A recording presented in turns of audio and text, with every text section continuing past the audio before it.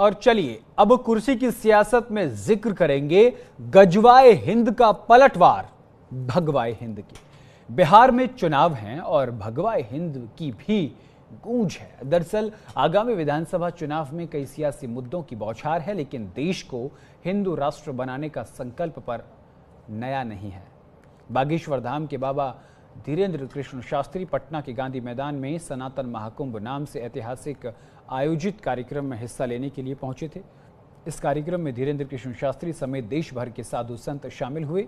ये कार्यक्रम भगवान परशुराम के जन्मदिन के मौके पर आयोजित किया गया था, जिसका आयोजन पूर्व केंद्रीय मंत्री अश्विनी चौबे ने किया। बिहार के दोनों डेप्यूटी सीएम की मौजूदगी में बाबा बागेश्वर ने गजवाए हिंद का जवाब भगवाए हिंद का नारा देकर दिया। एक बार फिर से पटना की धरती से हिंदू राष्ट्र की आवाज को बुलंद किया गया। सवाल ये कि क्या बिहार में चल रहे सियासी मुद्दों में भगवाए हिंद का एजेंडा भी शामिल होगा?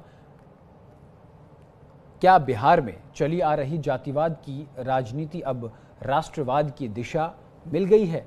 इस पर हम जिक्र करेंगे, क्योंकि ये सबसे बड़ा इस वक्त का मुद्दा बना हुआ है कि आखिर बिहार में सनातन महाकुंभ ऐसे में जब बिहार के अंदर विधानसभा के चुनाव होने हैं। इसी पूरे मामले को लेकर धीरेन्द्र कृष्ण शास्त्री, बागेश्वर धाम के पीठाधीश्वर और जगत गुरु राम भद्राचार्य ने क्या कुछ कहा है, आपको सुनवा देते हैं।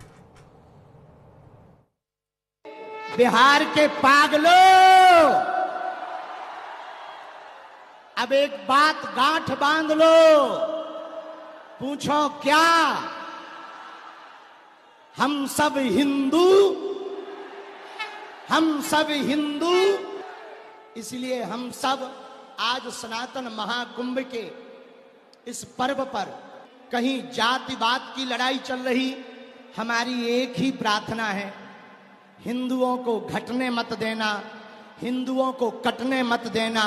हिंदुओं, जातवाद से ऊपर उठकर राष्ट्रवाद के लिए जीना। यदि राष्ट्रवाद के लिए नहीं जियोगे तो इस देश को बहुत सी ताकतें गजवाए हिंद बनाना चाहती हैं, और बिहार के पागलों, हमारा एक ही सपना है, भगवाए हिंद होना चाहिए। अगर हुआ मेरे धर्म पर घात तो मैं प्रतिघात करूंगा, क्योंकि मैं हिंदू हूं, सिर्फ हिंदुत्व की बात करूंगा। इसी बिहार में वक्फ बोर्ड को समाप्त करने की मुहिम चलाई जा रही है, शरिया कानून को तोड़ने की मुहिम चलाई जा रही है। मैं घोषणा करता हूं कि मैं आचार्य हूं, अब वक्फ बोर्ड कभी नहीं हटेगा। फिर कह रहा हूं, रगड़ लो जितनी नाक रगड़ते बने, कोई बात नहीं। कि जो वही भारत में राज करेगा जो वंदे मातरम कहेगा। जिसको वंदे मातरम कहना है, भारत पर राज्य वही करेगा। अब ये नहीं चलेगा कितना बांटोगे,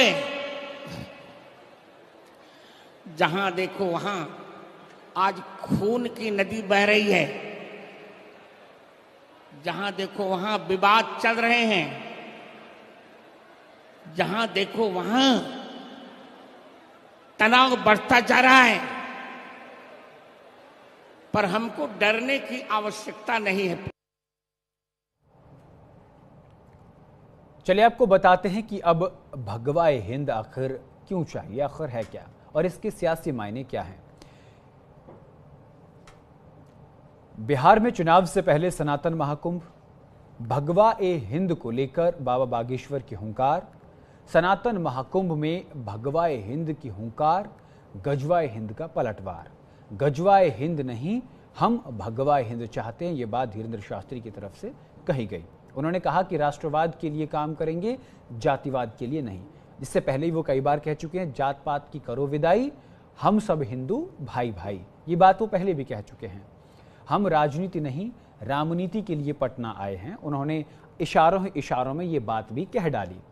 कहीं भाषा की लड़ाई, कहीं क्षेत्र की लड़ाई चल रही है। हिंदुओं को कटने नहीं देना और घटने भी नहीं देना, ये बात धीरेन्द्र शास्त्री की तरफ से कही गई।